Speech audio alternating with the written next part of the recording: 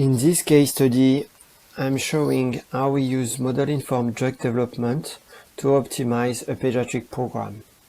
The drug we are talking about is CERA, which stands for Continuous Erythropoietin Receptor Activator. This is an erythropoietin stimulating agent, or ESA, which is indicated in anemia associated with chronic kidney disease. It has been first approved in 2007, and we have a pediatric program in place.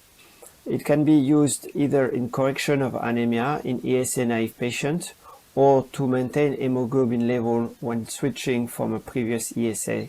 This is typically the case for the pediatric use of CERA.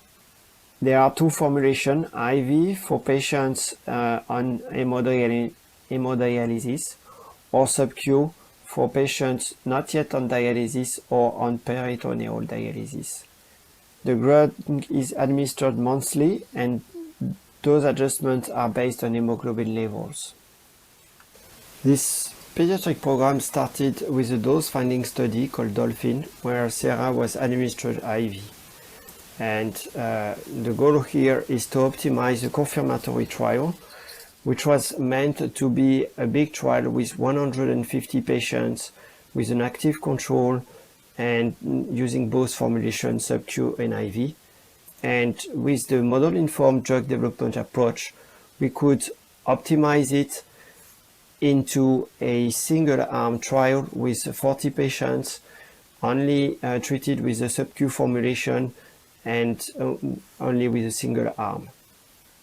Before going through the MIDD approach, I think it's important to spend a bit of time on the Dolphin data. This dose-finding study identified the optimal conversion factor from previous ESA to CERA, which is represented by the red line.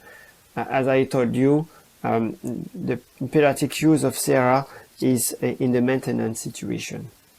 The MIDD was a model-based evaluation of pooled data from the adult and the pediatric trials. We did a pharmacokinetic analysis, a pharmacodynamic analysis, as well as model-based simulations. During the pharmacokinetic analysis, we look at the covariates that were explaining the differences in drug disposition between adult and pediatric patients. And we found that age had an impact on the volume of distribution, and body weight had an impact on the volume and the clearance.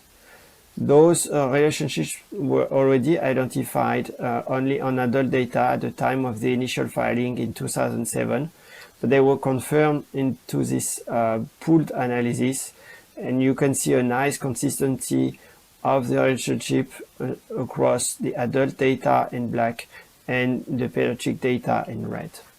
Once those covariates were accounted for, age and body weight, we can look at the variability and the distribution of clearance and volume across the two populations, and we see that they are nearly identical.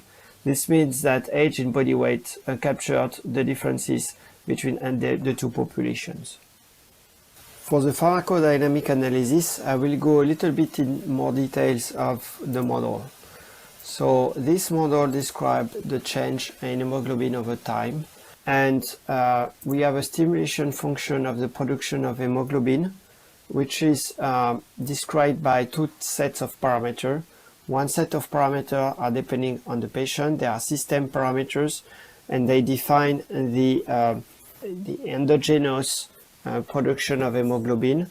So the two parameters are the lifespan of the red blood cells and the hemoglobin level at baseline before the ESA treatment.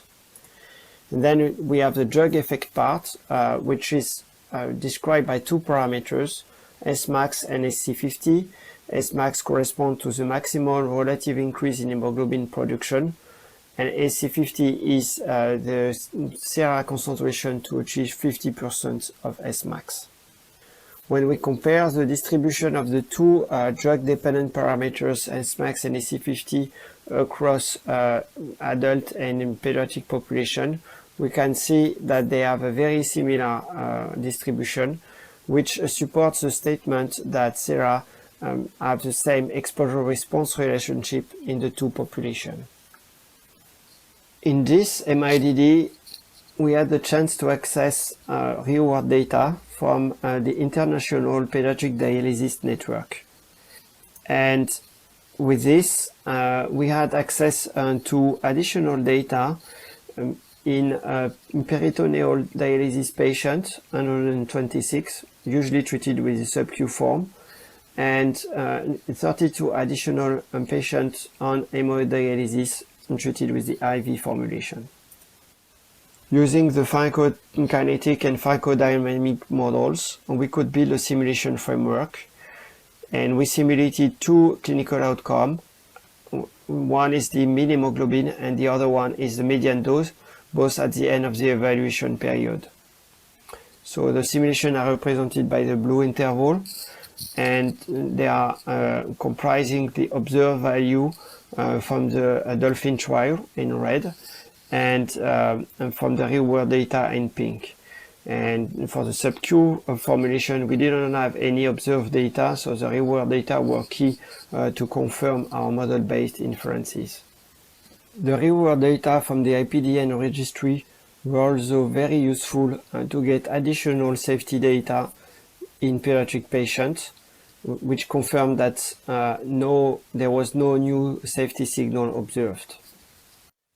Finally, the model-informed drug development approach demonstrated that CERA had a similar exposure-response relationship in adult and pediatric populations once the differences in age and body size were accounted for. We could simulate clinical outcomes, and they were confirmed by real-world data, and this helped us to optimize our pediatric plans, which were both approved by FDA and EMA. This optimization comes with a reduction in the development time of CERA in pediatric patients by 3 years. So this product will be available to pediatric patients much earlier. And also this comes based on account of the constructive feedback we receive from health authorities with an increase in knowledge in the very young age, lower than 2 years. I would like to conclude by saying that model-informed drug development is really powerful as a support to the clinical evidence, which also comes from the clinical efficacy and safety data.